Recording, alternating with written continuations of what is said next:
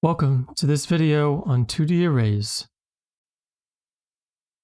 As we already know, arrays are data structures that consist of a collection of elements that can be filled with any type of value, including integers, doubles, characters, strings, and more. What we haven't talked about, though, is what if we want to put an array inside of another array? Let's start with the variable a. We will assign it to an array, which means that each of its values will be a0, a1, a2, and a3. In each index, we are going to assign their values to integer arrays, like so. This means that our array will store 4 arrays of any size inside of it. The values of each element will be the references to the arrays. In order to access each value of the arrays within our array, we need to indicate both the index of the array we want to access as well as the index of the value within that array. For instance, if we want to look at the first value of the first array, we need to use a00.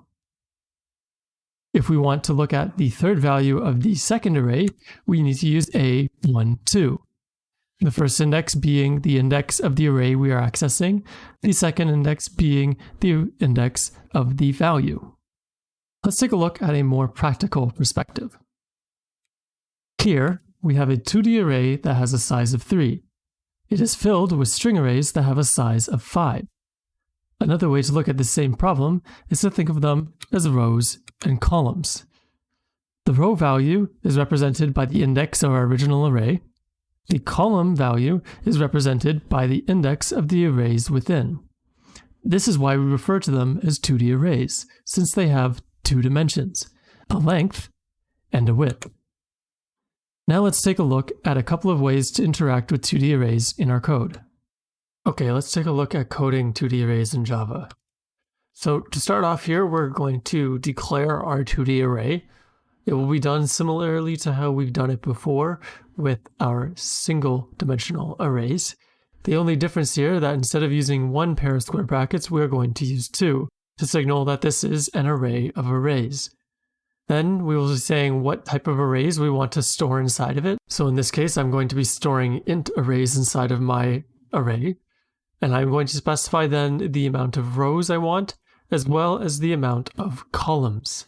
Okay, please keep in mind that the rows always come before the columns, in this case 5 rows and 10 columns, and that all values of this 2D array will be defaulted to 0, since they are int arrays that are inside it, which also default to 0. Next up, we're going to assign some values to it. So as I mentioned before, we are going to use the row number followed by the column number, and then that will assign the value to that specific row and column. If I continue this, this would make it so the first 3 values of the first row would be 1, 2, and 3.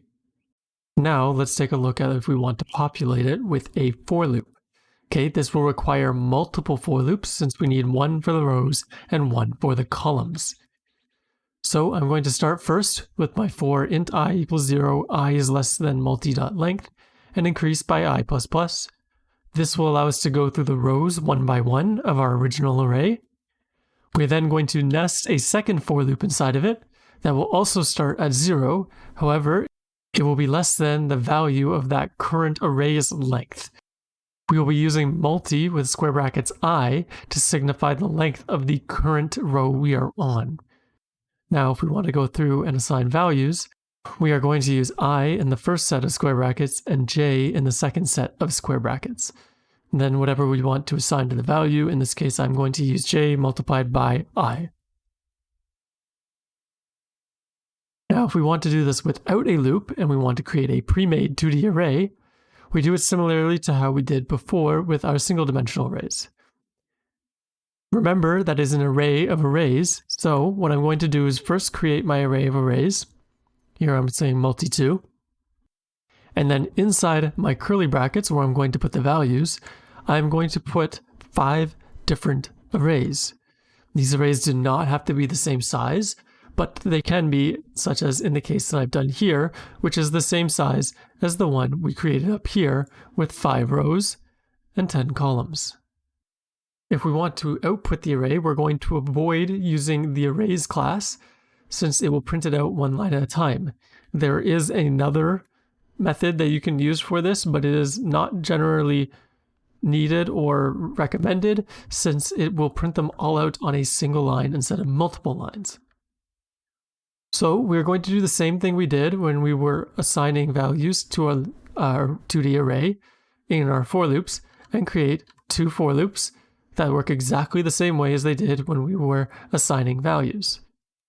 Instead of assigning values, we are going to instead use system.out.print to print out the value at multi-ij.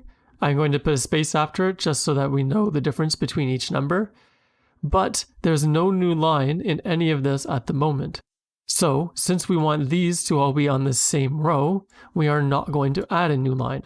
However, once this loop finishes, we are going to add a system.out.println to give us a new line between our rows so that we get our grid formation. If I go ahead and run this, I will get my grid formation right here of my 2D array. If I want to use an enhanced loop to print it out, it will be similar to what we've done before for arrays. However, our outer loop will be int x array :multi2. What this means is we are going to be iterating through multi2, and since the values inside of multi2 are all int arrays, we are going to say that int array x is what we are going to name each array we are currently working with. For the rows, since the values inside our int arrays are integers, we are going to use for int y in x, and then we are simply going to print out the value at y. Once again, since we need to print these all in the same line, we're using print like we did above, and then we're going to add our println afterwards in order to create new lines between our rows. If I print this, you'll see that we get a secondary one right here that will print out multi2, since our first one printed out multi the original. That concludes this lesson on 2D arrays. Thank you for watching. Have a great day.